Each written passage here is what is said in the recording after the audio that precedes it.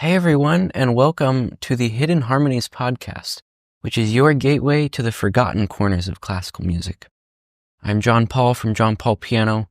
I'm the one who is doing this podcast, so welcome, and thanks for joining us. So, before we get into the actual first episode of the podcast, I would like to just go over a couple of things, do some introductions. So first I'll introduce the podcast a little bit, sort of tell you what it's going to be about, how it's going to work. So the Hidden Harmonies podcast is something that I thought of a little while ago of doing. So each month I'll be giving you a recommendation, which is either a composer or a piece of classical music that you don't ever hear about, that is forgotten, hidden, sort of obscure. And then I'll be giving you sort of the backstory around that piece of music or the composer a little bit. And if I can eventually change to doing the podcast more than once a month, I will, but I'm very busy right now, so I don't want to overload myself too much. Another thing I would like to mention before we start is that I'm very excited because not only are we on YouTube, but we are also on Spotify and other streaming platforms. So welcome to anyone who is listening to us, just the audio. We are on Spotify, we are now on Amazon Music as well, and we are on iHeartRadio. So to anyone who is on those platforms, please give us a follow, spread the word. I think it's going to be a lot of fun and very exciting to learn about all these great classical music gems that you don't ever hear about. And we are also on Instagram. So if you're on Instagram, follow us at Hidden Harmonies Podcast, and that will help to get the news about this podcast out there quite a bit. Also, I will put a link in the description on all the streaming platforms and on YouTube for this podcast. There's a form you can fill out if you have a composer or a piece of music that you would like to suggest that I talk about on one of these episodes. So if you have someone in mind or a piece of music in mind that you really want to get out there more, fill out the form, link in the description, and I will feature your suggestion on a episode. And I will, if you put an email in the form, I can notify you of when that episode will be. Just a brief introduction on me for those of you who are just joining us on YouTube, or if you're joining us from Spotify or other audio streaming platforms. I am a aspiring concert pianist and orchestral conductor. I'm also a bit of a self-taught composer. I'm a university student right now for piano performance. I've been in music, I would say, for about 10 years. That's when I started playing piano. And I honestly couldn't imagine doing anything else. It's what I love. It's a passion of mine. So I'm very excited to see where that brings me in the future. Happy New Year to everybody. Happy 2025. I know I'm a couple days late, but hey, better late than never. I hope that this new year brings everyone lots of good music, lots of joy, lots of blessings. And I would suggest to you all to make some resolutions for the new year. And I would suggest that maybe one of your resolutions could be to listen to this podcast every month when it comes out. But apart from that, I would suggest that if you haven't already been to a live classical music performance, you should try to get to one before the end of the year. It's a lot different from simply watching or listening online. It's a whole lot better. It's much more interesting. So if you haven't done that yet, maybe make that one of your resolutions to go to a classical music performance before the end of the year. Now on to the actual podcast.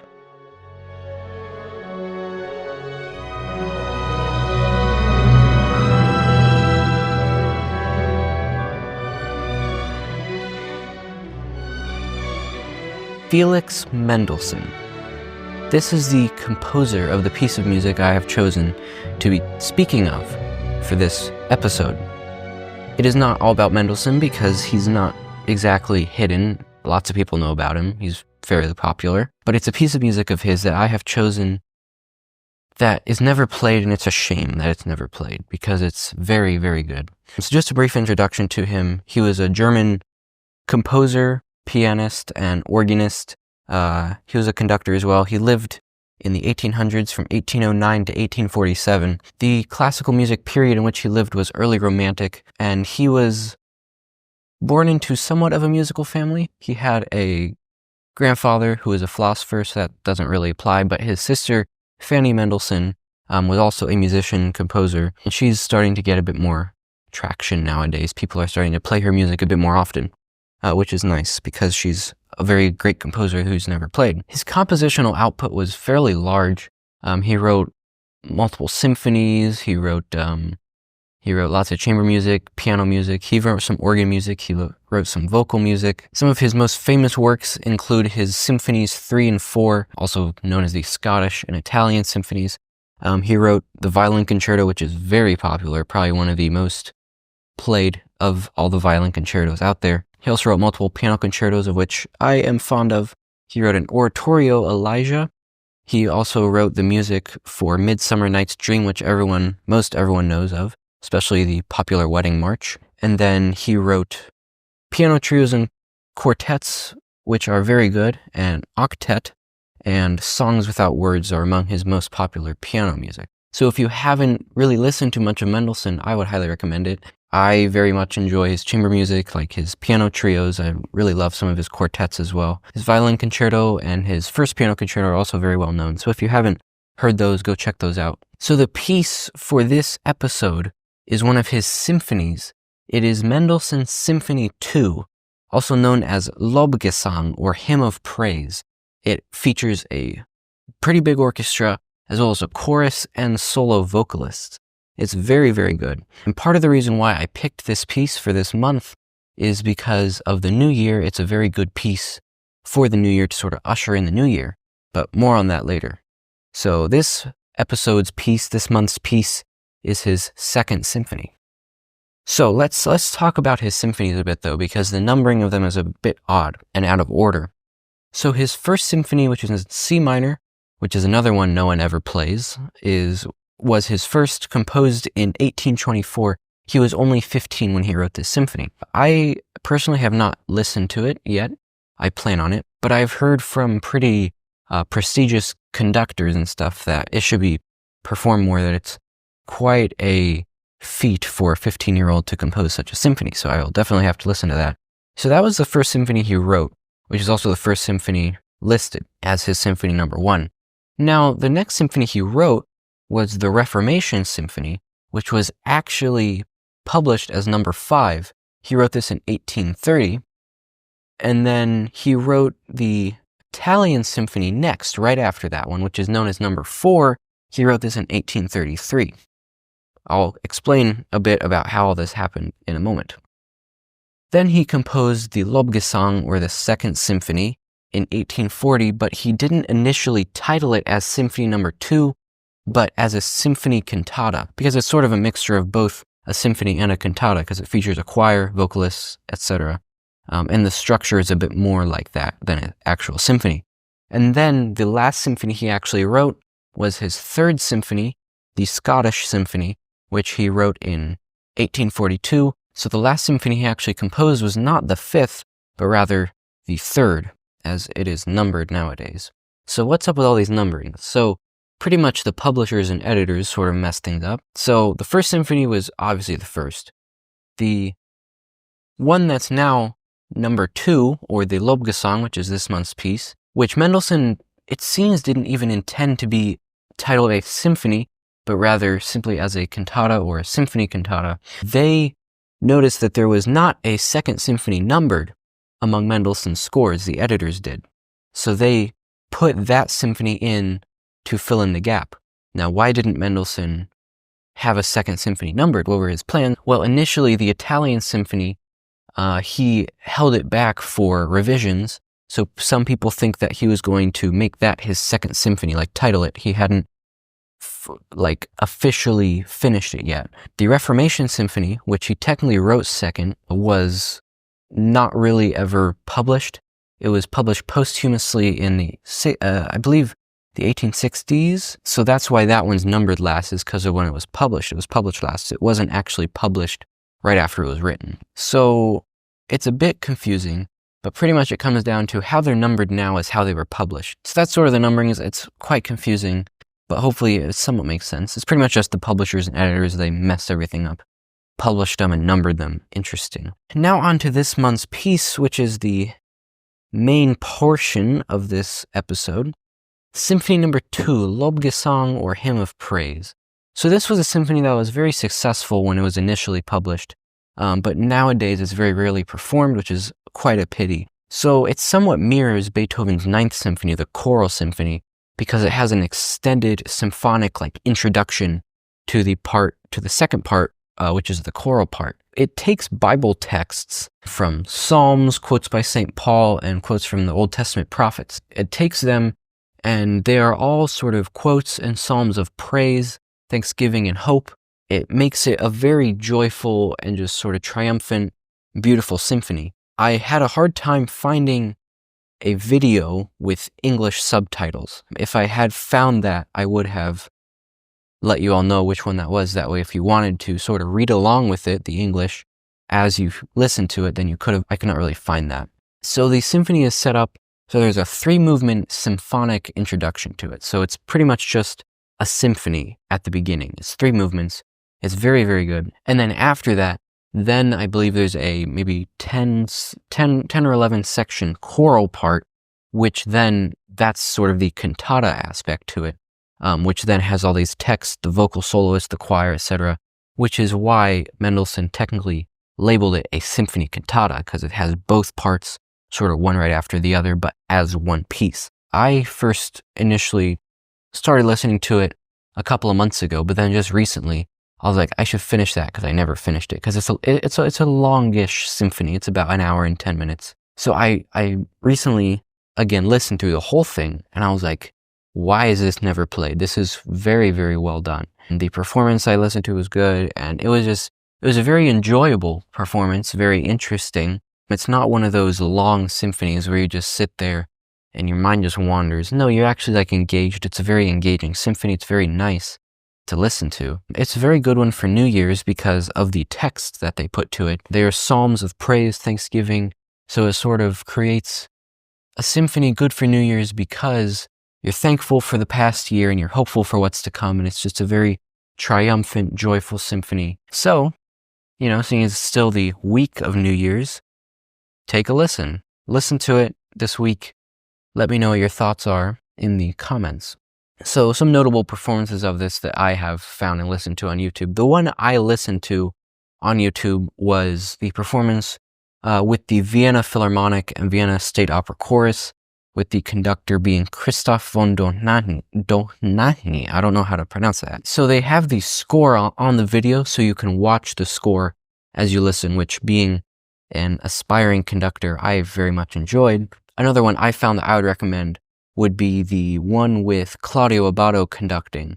It has the same orchestra mentioned, so as the previous one, the Vienna Philharmonic. It doesn't mention the soloists on that one though, or the chorus, so I'm not quite sure what that is. But it's the one with Claudio Abbado conducting. It's somewhat of a fuzzy video, but it's very good in terms of the performance itself. Okay, so now we will listen to just a couple of minutes from the beginning of the symphony, as well as from the beginning of when the chorus comes in. I just thought, listening to a couple minutes of it could maybe get you interested in it, get you hooked, and make you want to listen to the rest once you finish listening to this podcast episode. So let's do that, and then we will get to the conclusion.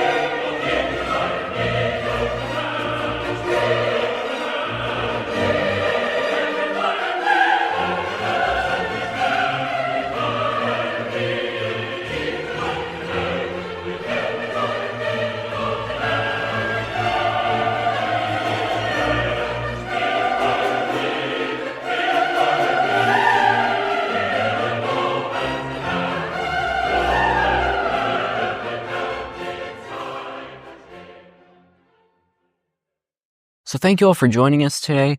I hope you enjoyed this. Leave your comments down below. I'm still sort of getting into the hang of this podcast and stuff because it's the first time I've done something like this. I've only done YouTube before. So please keep your patience with me as I learn everything, sort of get into the hang of it more. It'll get more smooth as I do it more. So that's why this may have been a bit choppy, etc. You know, I'm still learning about podcasting. So please be patient with me on that. But I hope you all enjoyed it. Leave a like, share it, and leave a comment, please. That helps get the news of the episode and the podcast out there.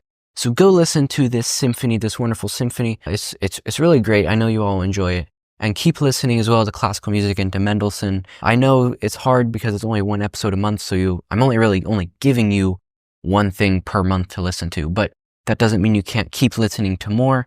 So I would suggest this month, go listen to Mendelssohn if you haven't already. Listen to a lot of his more famous works as well as some of his not so famous works, such as this Symphony No. 2. So please follow the podcast on whatever device or streaming platform that you are listening on or watching on. We are on YouTube. Once again, as I mentioned, for all of our listeners on audio platforms, we are on YouTube under John Paul Piano.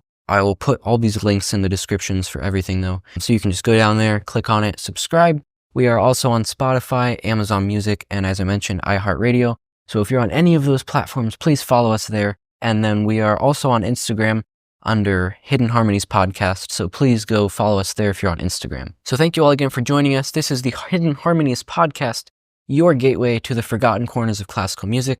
This is episode number 1, this month's piece being Symphony number 2, Lobgesang by Felix Mendelssohn. I'm your host, John Paul from John Paul Piano on YouTube.